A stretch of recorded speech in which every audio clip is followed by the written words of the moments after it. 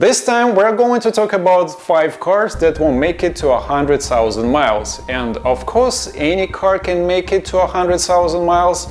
Any car can make it even to 500,000 miles. The question always is, how much money is it going to take to keep it running? And with some cars, you just have to spend too much money to keep them running, and those are the cars that will make it to 100,000 miles.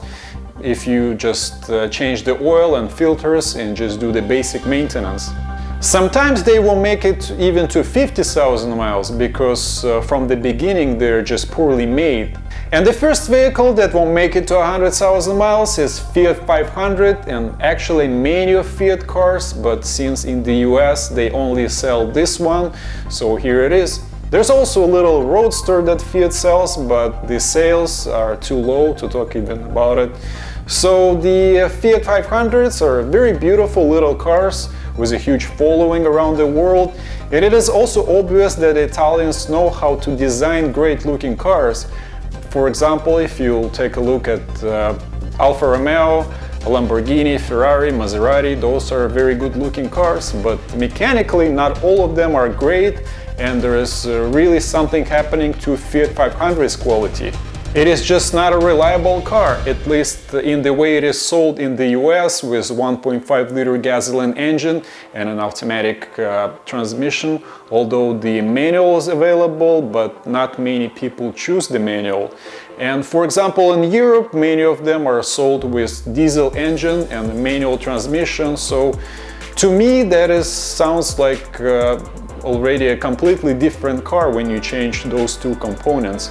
And the US models are known to have engine and transmission problems. Even the manuals that are being sold in the US have transmission problems, especially on early models with low mileage, as low as 35,000 miles.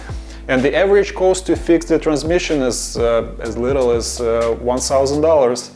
There are also many complaints on a turbo compressor going out before 10,000 miles on turbo versions, suspension problems with ball joints wearing out too early, sometimes even before 45,000 miles, and besides that there are many electrical problems. And having a problem to deal with in a 2-year-old car is something you don't really want to choose. The next car that is unlikely to make it to 100,000 miles without a problem is going to be a Range Rover. And the original Land Rover was a simple, great car, and it lasted forever because it was a simple car.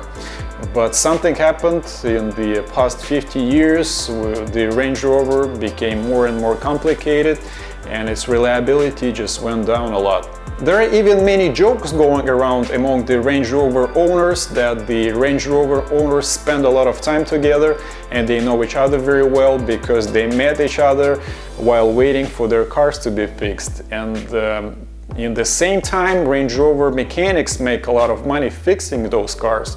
And usually there are electronic problems with error messages popping all over the dashboard, sometimes even without real reason. And the only answer to why the Range Rover is still in business is the most amazing answer can be. It's called very strong power of branding and marketing. And many people that are buying these things actually know about all of those problems that Range Rovers have, but still buying them because it is a cool car and they need those cars to fit in their image.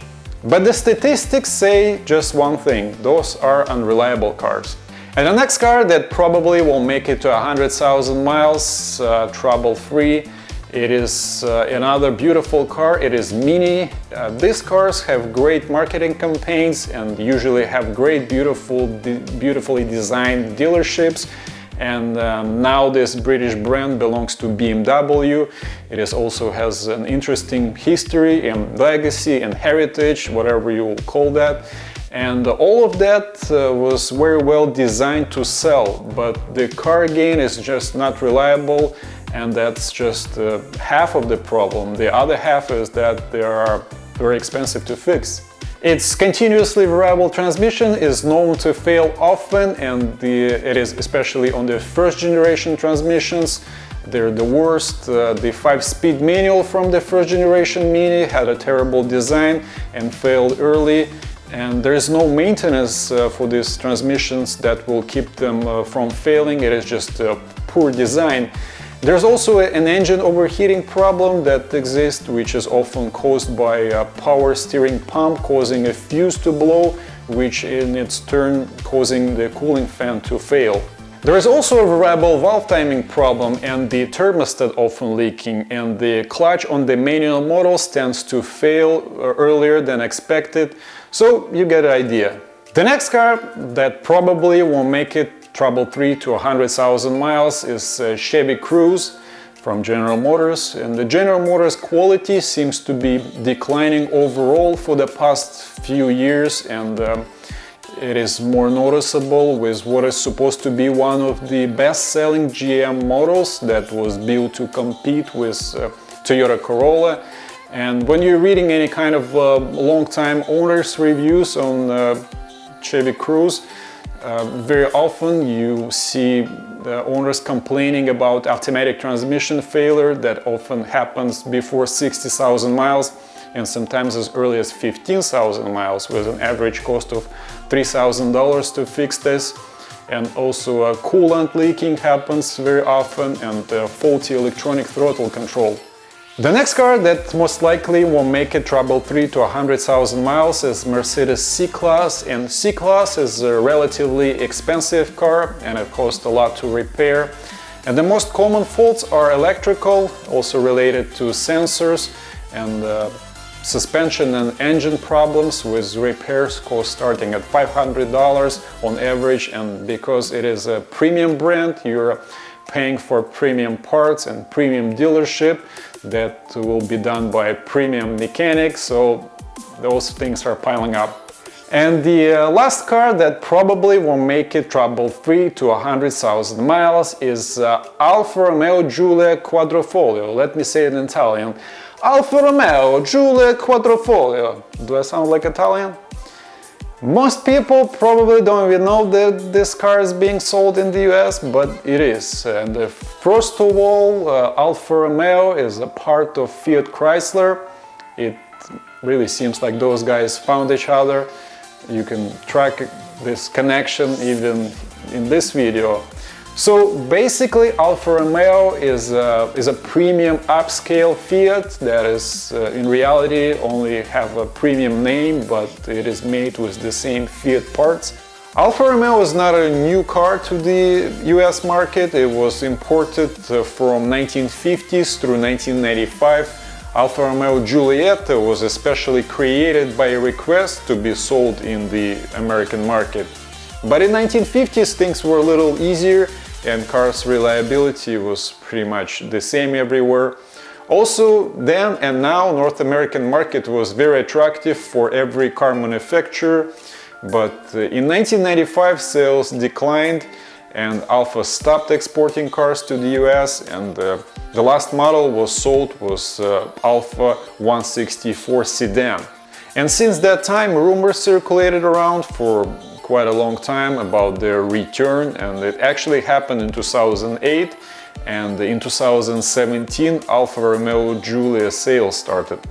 It was designed to compete with BMW 3 Series, but in reality is not getting anywhere close, at least in its quality, to BMW, which also has their own problems.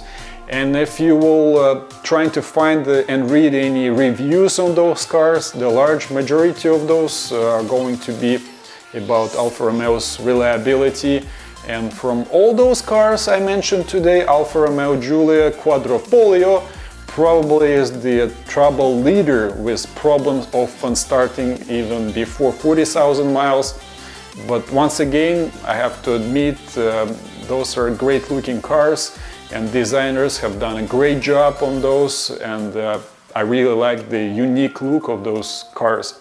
So now you know 5 cars that aren't going to make it trouble-free to 100,000 miles, and why you should stay away from them if you value your money and time.